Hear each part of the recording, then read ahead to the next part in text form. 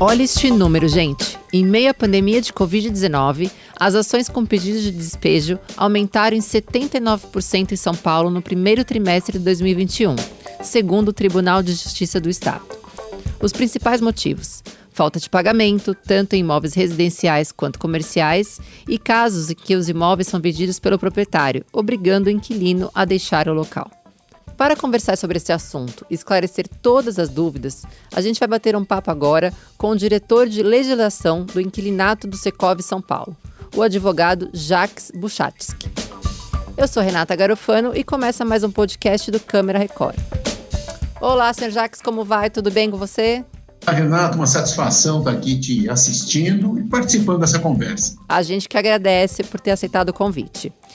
Seguinte, para a gente começar o nosso bate-papo, eu queria saber, assim, primeiro de tudo, em que caso que o inquilino pode ser despejado? Qualquer descumprimento do contrato de locação dá despejo. Então, o que acontece? É rescindido o contrato, é terminado o contrato e isso aí é seguido pelo despejo. O grande vilão dos despejos acaba sendo realmente a falta de pagamento, que é uma quebra do contrato. Prometeu pagar, não pagou, pode acarretar o despejo. Então, basicamente é isso. Não cumpriu o contrato, pode acarretar o despejo. No caso, assim, na falta de pagamento, quanto tempo que é necessário para o condomínio ou para o proprietário entrar com uma ação de despejo? Essa dúvida é clássica também e aí vem uma surpresa ruim para quem estiver devendo. O proprietário pode entrar com a ação de despejo por falta de pagamento no dia seguinte ao do vencimento. Digamos que esteja devendo somente um aluguel. Digamos que venceu no dia 5, no dia 6 já pode entrar com a ação. Por que as pessoas não entram tão rapidamente? Porque as pessoas tentam fazer um acordo, porque é caro ir para o fórum, tem que contratar um advogado, tem que pagar custos judiciais, etc. Ninguém gosta de ficar brigando à toa também, se der para resolver amigavelmente, é sempre preferível, as pessoas preferem resolver tranquilamente. Então é por isso que quase não se entra com a ação, não se distribui a ação no dia seguinte do vencimento, mas que podia. Caramba, fiquei surpresa, não sabia que era tão rápido assim que pudesse entrar com essa ação. Você sabe que um dos mitos urbanos que existe não precisa esperar 3 meses. Sim, desde que eu entrei na faculdade as pessoas falam disso e nunca descobri a lei dizendo isso. Então não precisa. Pode ser no dia seguinte. E Jacques, me diz uma coisa, durante a pandemia, teve alguma alteração no processo de despejo? Primeiro que a pandemia pegou todo mundo, obviamente, de surpresa. Ninguém sabia o que fazer. Locador, locatário, juiz, advogado, ninguém sabia direito como lidar com essa crise. Tendo começado a pandemia, as pessoas de início começaram a entender que precisavam conversar. Pode ser que eu não estivesse pagando o aluguel, porque simplesmente estava com medo de sair de casa, pode estar com um monte de dinheiro, e como é que eu faço? Então as pessoas conversaram muito. Então a primeira coisa que aconteceu foi muita conversa, impressionante como, ao contrário do que muitos falam, as pessoas no Brasil inteiro conversaram demais, conversaram bastante. Bom, quando não deu certo a conversa, que vieram as ações de despejo. E de fato, em alguns momentos, os despejos, propriamente dito, acabaram sendo suspensos, porque não tinha oficial de justiça, não tinha, eventualmente, aparelho judiciário para quem é que... Vamos lembrar que oficial de justiça, juiz, advogado também fica com Covid, né? Então, está todo mundo, não é imune, né? Então, isso tudo aconteceu. Eu diria que estão normalizados os processamentos dos despejos em todo o país, exceto por questões físicas locais em algumas cidades. Aqui em São Paulo, por exemplo, capital, não tem qualquer problema de promover o despejo hoje. Essa é a primeira parte da resposta. A segunda parte da resposta é a seguinte: existem projetos de lei tentando suspender os despejos. Tem um lá no Senado que está em tramitação, foi votado, se não me falha a memória, por 38 votos contra 36 votos. Então, não é uma matéria tranquila. Aqui no estado de São Paulo também existe um projeto de lei na Assembleia querendo suspender os andamentos. Esse daí, eu te diria que tem um monte de questões que circulam esse projeto, inclusive de inconstitucionalidade. Tem muita gente que acredita que não possa o Estado mexer numa matéria como essa. Isso é uma matéria federal e não estadual. Seja como for, não tem nada aprovado ainda. Aprovado, que eu digo, finalmente, né? Porque depois de passar pela Casa Legislativa, os parlamentares debatem, discutem, argumentam, etc., fazem o trabalho deles. Depois de aprovado, ainda vai para uma sanção, ou do governador ou do presidente, conforme o caso. Então, nada disso aconteceu ainda. É por isso que não está suspenso legalmente. Então, atualmente, permanece como era antes da pandemia? Basicamente, sim.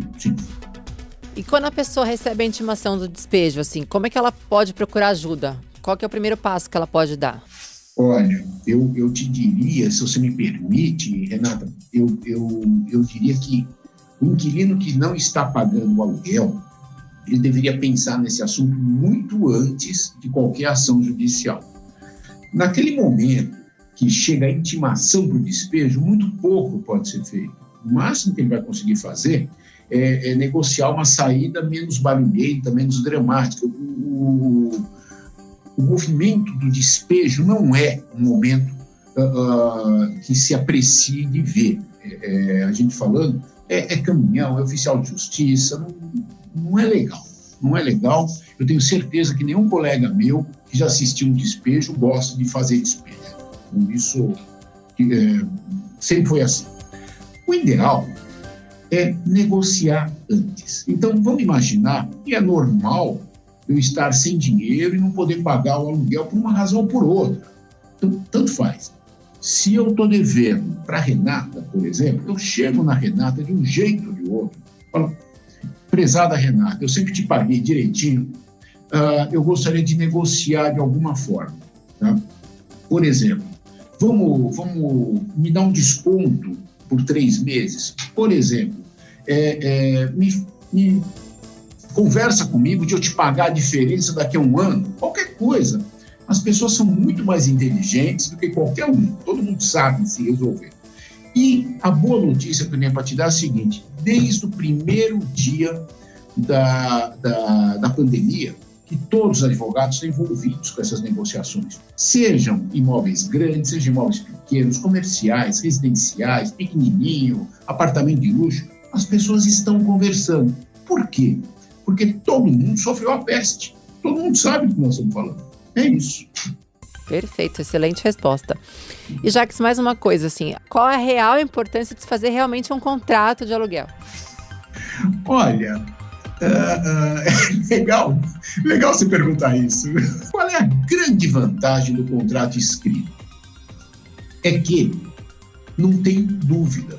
Eu combinei por escrito, memória de todos nós, quando começa, quando acaba, qual é o critério de reajuste, qual é o valor do aluguel, quem paga a despesa de condomínio, inquilino ou proprietário. IPTU ficou por conta de quem? Tudo fica combinado. Como são poucos itens no contrato de locação, as pessoas já conhecem bem, a lei é boa, é tranquila, então é fácil disciplinar.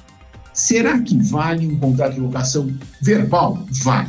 Vale perfeitamente.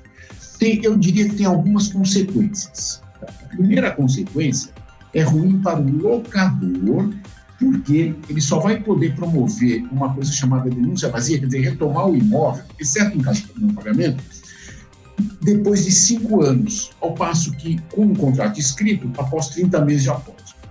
Mas até aí não é tão sério. O grande drama é, se tiver de boca, quanto é o valor do aluguel? Poxa, quando ele veio pagando, não. Ele vinha pagando esses R$1.000 por mês, era outra coisa, não era aluguel. Aí começa a discussão. Começa a ser difícil a cobrança, começa a ser difícil o despejo. E do lado do inquilino também é muito ruim. Porque imagina, eu estou aqui tranquilo, pagando o aluguel para o meu locador, de repente vem uma ordem dizendo cai fora. E como é que eu vou explicar que eu combinei de boca ficar 3 anos? Eu não explico, né? Principalmente, hoje em dia, os contratos estão na internet, de graça, é muito simples operá-los. A lei é tranquila, não muda há 30 anos, então é fácil usar o contrato. Fica o conselho. Aliás, se você me permite, claro, por favor. Vamos derivar um pouquinho, não é bem teu tema. É muito importante também, nós estamos aqui no meio de julho, férias, etc., no contrato por temporada, aquele para você usar a sua casa na praia, etc., também é bacana estar escrito, porque elimina um monte de problema. Andei pesquisando e parece que atualmente é permitido o devedor parcelar a dívida no cartão de crédito, né? E eu queria saber que, além disso, além dessa possibilidade do cartão de crédito, existe mais alguma outra forma de renegociar essa dívida, alguma outra facilidade? Existe o que a gente chama de prática de mercado, usos e costumes, né? Então, vamos lá. Quando eu estou falando de aluguéis comerciais, não residenciais, especialmente de grandes aluguéis, a gente tem visto as pessoas sentam e renegociam do jeito mais criativo possível. Muitas vezes eu acompanhei alguns casos em que se prometeu pagar 50% do aluguel agora, 50% daqui a 6 meses, e quem sabe vincular isso com o faturamento da empresa inquilina. Olha, se melhorar minhas vendas, se melhorarem eu pago um pouquinho mais. As pessoas criam isso de um jeito que interessa para inquilino, para locador. E prazos, também as pessoas começaram a falar de muitos prazos. Então é normal uma extensão de 6 meses do débito passado. Por que 6 meses? Primeiro que é um horizonte.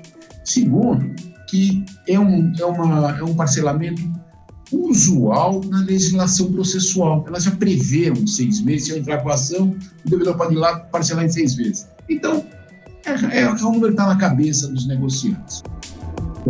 Bom, no residencial, as pessoas também têm sentado e olhado olho no olho.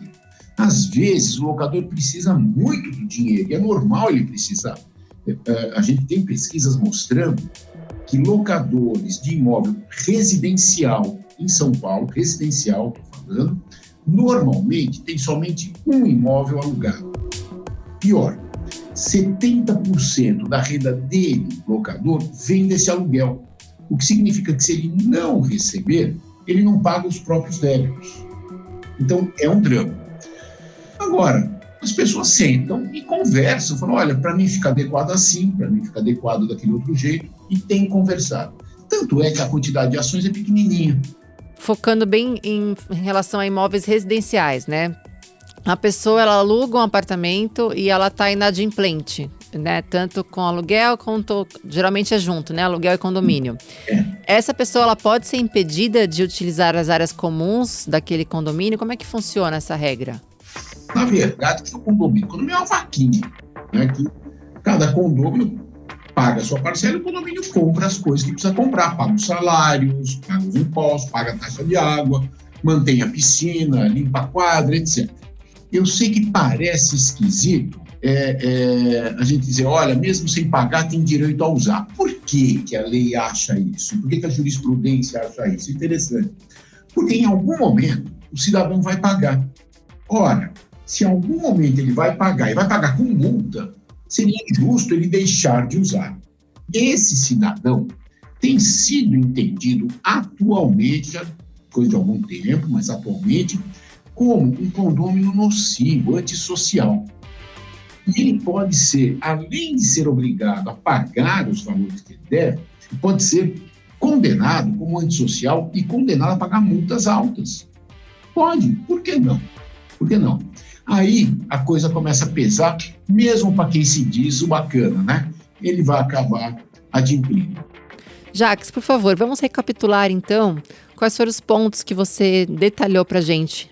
Eu gostaria de deixar uma mensagem especial, que é duas mensagens, vai? A primeira, até baseado numa pergunta que você fez. A primeira, vale a pena fazer contrato escrito, mas principalmente vale a pena. Contrato a gente assina sentado. A gente senta, olha o contrato, examina, entende, aí é que assina. Não se assina contrato no balcão, de pé, nada disso. Mas vale a pena. Segundo, nós temos uma legislação de locação desde 1991. Ela tem 30 anos. Ela teve algumas alteraçõezinhas, muito maquiagem, assim, mas ela está aí valendo e funcionando. Então, vamos usar a lei. Ela permite locações com tranquilidade para todo mundo. E só um último detalhe, deu tudo errado na imobiliária, tem setor de conciliação no próprio fórum, funcionando muito bem. Então, acho que Excelente conselho. São positivas, não são negativas. Ah, que bom, que bom. Olha, queria te agradecer imensamente, Jacques, por esse bate-papo, né? Eu diria que foi mais um bate-papo extremamente esclarecedor sobre um assunto que atingiu muita gente, né, nesse último ano por conta da pandemia. Mais uma vez, muito obrigada, viu? Eu é que agradeço a oportunidade, adorei conversar com você, estou sempre à sua disposição e achei bacana, também achei muito bacana, muito esclarecedor. Obrigado. Obrigada a você. E eu queria agradecer também você que está acompanhando mais um podcast do Câmara Record. E para ouvir esse e outros podcasts, acesse r7.com/Câmara Record. É isso, obrigada e até o próximo.